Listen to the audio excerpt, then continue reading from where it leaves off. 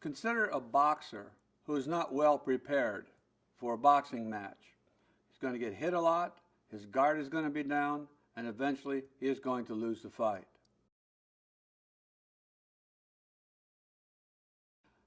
The analogy there is on preparation.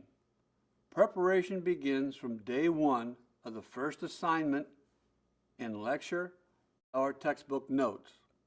It does not begin 2 or 3 days before a test. One easy way to prepare in college is to self-test and identify what you have and have not yet learned before you take a test, when you still can do something about it.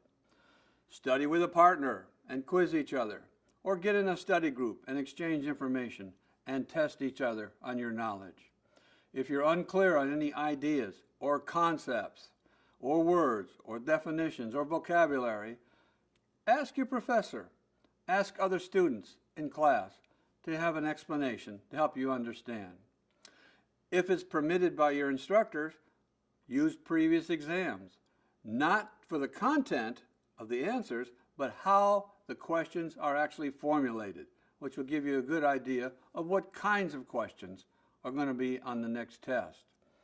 And the important part to remember too is review, review, review.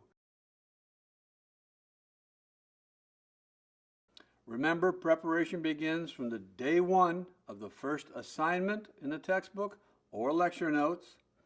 Self-test as often as you can to find out what you have and have not yet learned before you take a test. Compare notes with other people, study partners, or in a group. They tend to get higher grades. And ask your instructor or other students if something is unclear. Don't go into a test with unclear information. Use previous exams if permitted. And review, review, review.